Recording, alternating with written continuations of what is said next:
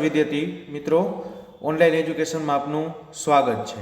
આજે આપણે ધોરણ 6 વિષય સામાજિક વિજ્ઞાન, જેમાં ચેપ્ટર નંબર 8ની આપણે વાત કરતા હતા, ભારત વર્ષની ભવ્યતા, જેમાં નેક્સ્ટ આપણે 2 લેક્ચરનો અભ્યાસ કરી ગયા। આજે લેક્ચર નંબર 3ની વાત આપણે કરવાની છે વિદ્યાર્થી મિત્રો। તો ખાસ આપણે પહેલા લેક્ચરની અંદર વાત કરી હતી પ્રાચીન ભારતનું કેવું સમાજ જીવન હતું, કેવા એ સમયની અંદર ખેતીના પાકો કેવી પ્રવૃત્તિ કરવામાં આવતી, તો કે ખેતી, એમાં કેવા ઓજારોનો ઉપયોગ કરવામાં આવતો, સિંચાઈની કેવી સગવડ હતી, ગ્રામીણ જીવન કેવું હતું, નગરના લોકોનું જીવન કેવું હતું। પછી કલાની વાત કરી આપણે, જેમાં લલિત કલા અને નિદર્શન કલાની વાત કરી। લલિત કલામાં છે ચિત્રો, સાહિત્ય, સ્થાપત્ય, સંગીત, માટીકલા, આ બધી લલિત કલામાં આવે। જ્યારે નૃત્ય અને નાટકો જે છે એ નિદર્શન, રજૂઆત કરવાની, બરાબર, એ નિદર્શન કલા કહેવાય। પછી પ્રાચીન ભારત સાહિત્યની જે વારસાની વાત આપણે કરી, તો ધાર્મિક સાહિત્ય, એમાંય ખાસ કરીને પહેલાં મુખ્ય 4 વેદોની આપણે વાત કરી, ઋગ્વેદ, સામવેદ, યજુર્વેદ ને અથર્વવેદ। પછી બૃહદારણ્ય છે, બરાબર, આની બધી વાત કરી। અલગ અલગ સાહિત્યની રચના થઈ, સૌથી મોટું મહાકાવ્ય મહાભારતની પણ આપણે વાત કરી, બરાબર। પછી રામાયણની વાત કરી, 108 ઉપનિષદો છે, બરાબર, 18 પુરાણો છે। પછી બૌદ્ધ ધર્મના સાહિત્યની વાત કરી, ત્રિપિટકની, બરાબર। હવે પછી એનો જે બીજો ભાગ છે સાહિત્યનો, ધર્માંતર સાહિત્ય, બરાબર, એની વાત કરવાની છે આજે, કે જેમની વિષય વસ્તુ ધર્મની બહાર છે તેવા સાહિત્ય ગ્રંથોને ધર્માંતર સાહિત્ય તરીકે ઓળખવામાં આવે છે।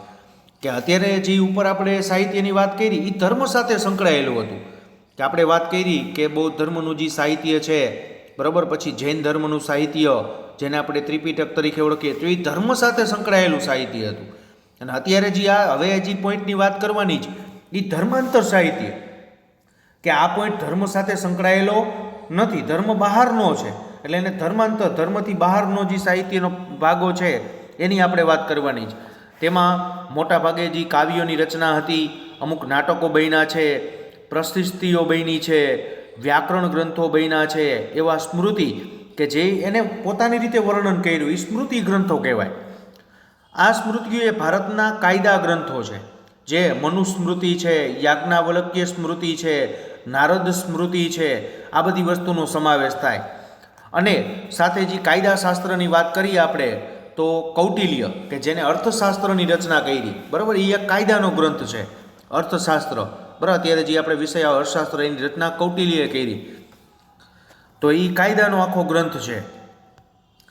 પ્રાચીન ભારતના મોટાભાગના નાટકો અને કાવ્યની રચના થઈ છે। પ્રાચીન ભારતના મોટાભાગના નાટકો ઘણા બધા બન્યા, ઘણા બધા કાવ્યની રચના કરી, જેમાં મહાકવિ ભાસ છે, મહાકવિ કાલિદાસ છે, શુદ્રક છે, ભારવી છે, આવા મહાન સાહિત્યકારનો સમાવેશ થાય। આ જ પાઠ છે 10મા ધોરણમાં આવે છે બેઠો, બરાબર, એટલે અત્યારથી ખાસ, અને સાથે જનરલ નોલેજ માટે પણ કામ આવશે, બરાબર, એટલે ખાસ યાદ રાખવાનું। આવા અગત્યના મહાકાવ્યો અને નાટકોમાં અભિજ્ઞાન શાકુંતલમ છે, રઘુવંશમ, મેઘદૂતમ, કિરાતુર્જુનિયમ, સ્વપ્ન વાસદત્તમ, મુચ્છકટિકમ, આવા બધા કાવ્યોની અને નાટકોની રચના થઈ છે, બરાબર। આ કોઈ ધર્મ સાથે સંકળાયેલું નથી, બરાબર। દક્ષિણ ભારતમાં એક વિશિષ્ટ સાહિત્ય, જેને સંગમ સાહિત્ય કહેવાય, ભારતનો જે દક્ષિણ ભાગ છે, બરાબર, દક્ષિણ ભારતની અંદર એક અલગ પ્રકારના સાહિત્યની રચના થઈ હતી, જેને સંગમ સાહિત્ય કહેવામાં આવે છે, દક્ષિણ ભારતનું સાહિત્ય। તેની રચના ઈસવીસનની પ્રથમ 3 સદીમાં થઈ હોવાનું માનવામાં આવે છે, કે ઈસવીસનની જ્યારે શરૂઆત થઈ એની પ્રથમ 3 સદીની અંદર આ સંગમ સાહિત્યની રચના થઈ હોય એવું માનવામાં આવે છે। મદુરાઈમાં 3 સંગમ સભામાં 1600 જેટલા લોકકવિઓએ વીર કાવ્યોની રચના કરી, કે મદુરાઈ, જ્યાં મીનાક્ષી મંદિર પ્રસિદ્ધ છે, એ મદુરાઈ દક્ષિણ ભારતમાં, ત્યાં 1600 જેટલા લોકકવિઓ ભેગા થયા હતા અને આખી વીર કાવ્યોની રચના કરી, વીરતા ભરે કાવ્યોની અંદર। આ સાહિત્યમાં શિલ્પપદ્દિકારમ અને મણિમેખમલાઈ ખૂબ જ અગત્યના છે, બરાબર, શિલ્પપદ્દિકારમ અને મણિમેખમલાઈ એ ખૂબ જ અગત્યના કાવ્યો છે, જે વીર કાવ્યો છે, વીરતા ભર્યા વાતોનું જે એમાં વર્ણન કરવામાં આવ્યું છે। સંસ્કૃત ભાષામાં સર્વશ્રેષ્ઠ વ્યાકરણ ગ્રંથોમાં પાણિનીનું અષ્ટધ્યાયી છે। ખાસ યાદ રાખવાનું કે સંસ્કૃત ભાષાની અંદર સૌથી સારામાં સારો જો કોઈ વ્યાકરણનો ગ્રંથ હોય તો એ અષ્ટધ્યાય, તો એ અષ્ટધ્યાયની રચના કોણે કરી હતી, તો કે મહાકવિ પાણિનીએ, બરાબર, યાદ રાખવાનું। જે ઈસવીસન પૂર્વે 5મી સદીમાં રચાયું હોવાનું માનવામાં આવે છે. ઈસવીસન પૂર્વે, ઈસવીસનની જે શરૂઆત થઈ એના પહેલાંના સમયની અંદર 5મી સદીમાં બનેલું હોય એવું માનવામાં આવે છે. અત્યારે 21મી સદી ચાલે છે, તો કેટલા વર્ષ જૂનું કહેવાય એમ. અશોકના શિલાલેખો પણ પ્રાચીન ભારતના ઇતિહાસ, મૌર્ય સામ્રાજ્યના વહીવટી તંત્રો તથા બૌદ્ધ ધર્મના નૈતિક નિયમો વિશે માહિતી આપે છે. કે સમ્રાટ અશોક કે જેની આપને ખબર છે એક મહાન સમ્રાટ હતો, બરાબર, પરંતુ કલિંગનું જ્યારે યુદ્ધ થયું ત્યારે એનું હૃદય પરિવર્તન થઈ ગયું અને એ પછી ધર્મનો એક પ્રચારક બની ગયો, એમાંય ખાસ કરીને બૌદ્ધ ધર્મનો, બરાબર. લોકોને છે એ હિંસાના માર્ગેથી અહિંસાના માર્ગે વાળ્યા અને લોકો માટે જે કાંઈ ઉપયોગી વસ્તુઓ બને એ બધી બનાવવાની એને શરૂઆત કરી. તો એ ખાસ મૌર્ય સામ્રાજ્યની વહીવટીતંત્રની બાબતો છે અને બૌદ્ધ ધર્મના જે નીતિ નિયમો છે એ પોતે શિલાલેખની અંદર કોતરાવ્યા. આપણે પણ ગુજરાતમાં એક સમ્રાટ અશોકનો શિલાલેખ આવેલો છે, એની વાત આગળના પાઠમાં તમે ભણી ગયા હશો. જે જૂનાગઢની અંદર હિમાલયની તળેટીના વિસ્તારમાં જ્યારે પ્રવેશ કરી ત્યારે જૂનાગઢની અંદર સૌપ્રથમ સમ્રાટ અશોકનો શિલાલેખ આવે છે, બરાબર, એ ધર્મનો પ્રચાર કરવા માટે. ગુપ્ત કાળમાં પ્રશિસ્ત કાવ્યો અને ગ્રંથોનો ઘણો વિકાસ થયો. ઘણા બધા પ્રશિસ્ત કાવ્યો બન્યા અને ઘણા બધા ગ્રંથોની રચના કરવામાં આવી. સમુદ્રગુપ્તની પ્રયાગ પ્રસિદ્ધ આ લેખક હરિશેન હતા, તો ઉદયગીરીની ચંદ્રગુપ્ત દ્વિતીયની પ્રસિદ્ધિના લેખક વીરસેન સાબા હતા. બરાબર, સમુદ્રગુપ્તના પ્રયાગ પ્રસિદ્ધિના લેખક કોણ હતા? સમુદ્રગુપ્તે જે ગ્રંથ લખ્યો હતો એના માટેનો પ્રયાગ પ્રસિદ્ધિ એના લેખક હતા હરિશેન. અને જ્યારે ઉદયગીરીના રાજાજી છે ચંદ્રગુપ્ત બીજો, બરાબર, એનો જે ગ્રંથ છે એના લેખક કોણ હતા? તો કે વીરસેન સાબા. બરાબર, યાદ રાખવાની બે વસ્તુ કે સમુદ્રગુપ્ત પ્રથમ જે છે એનો જે ગ્રંથ હતો પ્રયાગ પ્રસિદ્ધ, એના લેખક હતા હરિશેન. અને જ્યારે ઉદયગીરીના જે ચંદ્રગુપ્ત બીજો છે, બરાબર, એને પણ એક ગ્રંથ લખાયો હતો, બરાબર, એના લેખક હતા લેખક વીરસેન સાબા.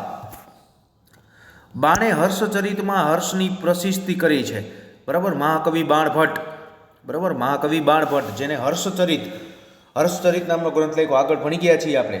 તો એ હર્ષચરિતમાં શું છે? તો કે સમ્રાટ હર્ષવર્ધનનું આખું જીવન ચરિત્ર આ લખવામાં આવ્યું છે, બરાબર. કનોજનો મહાન પ્રતાપી રાજા સમ્રાટ હર્ષવર્ધન, તો એ હર્ષવર્ધનનું આખું જીવન ચરિત્રનું આલેખન કર્યું છે મહાકવિ બાણભટ્ટે, બરાબર. એની પ્રસિદ્ધિ એટલે એના વખાણ કર્યા છે, કેવું જીવન હતું એની વાત કરી છે એમાં. હવે ત્રીજો ભાગ છે વિદેશી મુસાફરોનું વર્ણન.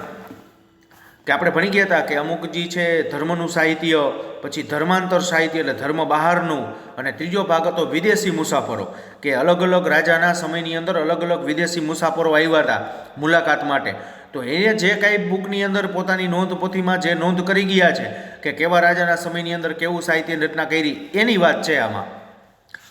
ભારતમાં સદીઓથી અનેક વિદેશી પ્રવાસીઓ આવતા રહ્યા છે. કારણ કે આપણે અંગ્રેજો શાસનકાળ પહેલાંની વાત કરીએ, બરાબર, તો ઘણા બધા રાજાઓના શાસનકાળમાં ઘણા બધા લોકો આવ્યા હતા, બરાબર. ચીની મુસાફર યુએન તસાંગ આવ્યો હતો સમ્રાટ હર્ષવર્ધનના શાસનમાં, અને પછી વિદેશી પ્રજાઓ ઘણી બધી આવી ને ભારતમાં. એટલે ભારતીય સંસ્કૃતિમાં બધી સંસ્કૃતિનું સંમિશ્રણ જોવા મળે છે. જેમણે પોતાના ભારત પ્રવાસના વર્ણનો લખ્યા છે. ભારતની અંદર પ્રવાસ કર્યો, તેને શું જોયું, કેવું નિહાળ્યું, કેવું શાસન હતું રાજાઓનું, કેવું સાહિત્યની રચના થઈ, આ બધું લખેલું છે. તેમના આ પ્રવાસ નોંધમાંથી કે એને પ્રવાસ નોંધ પોથી જે બનાવી હતી એમાંથી ભારતીય સંસ્કૃતિ અને પ્રજાજીવનની માહિતી આપને મળે છે. કે એ સમયે ભારતીય પ્રજાજીવન કેવું હતું, ભારતના લોકો છે એ કેવું, ભારતીય લોકો છે કેવી સંસ્કૃતિ ધરાવતા હતા. આવા મુસાફરોની અંદર ચંદ્રગુપ્ત મૌર્યના દરબારમાં રહેલા ગ્રીક એલ્ચી, એટલે ગ્રીક દેશમાંથી એલ્ચી તરીકે આવ્યા હતા, બરાબર, મેગ્નેસ્તીસ, એને ખૂબ અગત્યના માનવામાં આવે છે. કે એલ્ચી એટલે શું? તો કે દરેક વિદેશના જો ગ્રીકના લોકો અહીંયા ભારતમાં વસવાટ કરતા હોય તો એમાંથી એક ગ્રીક રાજાએ એક વ્યક્તિને મોકલેલા હોય કે બધાનું ધ્યાન રાખવા માટે, બરાબર. તો એલ્ચી કહેવાય. અત્યારે પણ હોય છે અલગ અલગ દેશોની અંદર, બરાબર, જેને રાજદૂત કહેવામાં પણ આવે છે. કે દાખલા તરીકે ભારતના લોકો અમેરિકામાં રહેતા હોય તો ભારતનો એક વ્યક્તિ છે, ભારત સરકાર એની નિમણૂક કરે અમેરિકામાં, અને અમેરિકાના લોકો ભારતમાં રહેતા હોય તો અમેરિકાવાળા ભારતની અંદર એક વ્યક્તિ નિમણૂક કરે કે એને કાંઈ તકલીફ પડે એટલે સીધી એ વ્યક્તિને જાણ કરવાની, અને એ વ્યક્તિ છે એ સીધી સરકાર સાથે વાટાઘાટ વાતચીત કરે. તો આવી રીતે ગ્રીક એલ્ચી તરીકે મેગ્નેસ્તીસ આવ્યા હતા. એની નોંધપોથીમાંથી પણ ઘણું બધું સાહિત્ય કેવું હતું, કેવો રાજાનું રાજ હતું, લોકો છે એ કેવું જીવન જીવતા, એ બધી વાત એમાંથી જોવા મળે છે આપણને. તેમણે ઇન્ડિકા નામનો એક ઉત્કૃષ્ટ ગ્રંથ લખ્યો છે, બરાબર. યાદ રાખવાનું, મેગ્નેસ્તીસ છે ભારત આવ્યા ત્યારે એને એક ગ્રંથની રચના કરી હતી પોતાની નોંધપોથી પ્રમાણે, જેનું નામ હતું ઇન્ડિકા, બરાબર. એ કયા શાસનના સમયકાળ દરમિયાન આવ્યા હતા? તો કે ગ્રીક રાજાઓનું જ્યારે શાસન હતું ચંદ્રગુપ્ત મૌર્યના શાસનમાં, બરાબર. એને ઇન્ડિકા નામનો ગ્રંથ લખ્યો છે, જેમાં મૌર્ય યુગ વિશે આપણને માહિતી પ્રાપ્ત થાય છે. એનો ઇન્ડિકા નામનો જે ગ્રંથ છે એમાંથી મૌર્ય યુગની માહિતી આપણને પ્રાપ્ત થાય છે. એ જ પ્રમાણે ગ્રીક નાવિક ટોલીમીએ ભૂગોળ વિશે લખેલા ગ્રંથોમાં ભારતના બંદરો વિશેની માહિતી મળે છે, બરાબર. ગ્રીક નાવિક જે છે ટોલીમીએ, બરાબર, એને જે ગ્રંથો લખ્યા ભૂગોળ વિશેના, એમાંથી ભારતના કયા કયા બંદરો હતા, ભારતના કયા બંદરોથી વિદેશી માલ સામાન આવ જાવ કરતો, મોકલાવવામાં આવતો, લઈ આવવામાં આવતો, બરાબર, એના વિશેની માહિતી મળે છે. ચંદ્રગુપ્ત દ્વિતીયના સમયમાં આવેલ ચીની મુસાફર ફ્યાયાને અને સમ્રાટ હર્ષવર્ધનના સમયમાં આવેલ ચીની મુસાફર યુએન સ્વાંગે તાત્કાલિન ભારતીય સમાજ જીવન, શાસકો અને સંસ્કૃતિનું અદ્ભુત ચિત્રણ કરેલું. કે વાત કરીએ ચંદ્રગુપ્ત બીજાના સમયમાં ચીની મુસાફર આવ્યો હતો વ્યાયાન, અને સમ્રાટ હર્ષવર્ધનના શાસનમાં પણ ચીની મુસાફર આવ્યો હતો યુએન સ્વાંગ. તો એને ભારતીય સમાજ જીવન કેવું છે એ પણ લખેલું છે પોતાની નોંધપોથીમાં, કેવા રાજાઓ હતા અને ભારતીય સંસ્કૃતિ કેવી હતી, આ બધું વર્ણન પોતાની નોંધપોથીમાં કરેલું જ. તો એની મદદથી આપણે એ સમયના સમાજ જીવનની ઝાંખી કરી શકીએ. ત્યારબાદ વેપારીઓ અને નવા માર્ગો, કે અલગ અલગ વેપારીઓ ભારતમાં વેપાર કરવા માટે આવ્યા હતા, નવા માર્ગોની શોધ થઈ, બરાબર, એની વાત છે એ હવે વિદ્યાર્થી મિત્રો આપણે નેક્સ્ટ લેક્ચરની અંદર એનો અભ્યાસ કરશું. તો ખાસ અત્યાર સુધી જે કાંઈ ચાલેલું જ, બરાબર, જેટલો પાઠ ચાલ્યો એ ખાસ વાંચજો 2 વખત, નહીંતર મેં તમને 11 વિડીયોમાં પણ કીધું હતું કે આ બધા શબ્દો ટફ છે, 2 વખત વાંચશો એટલે સરળ જ છે. આભાર વિદ્યાર્થી મિત્રો.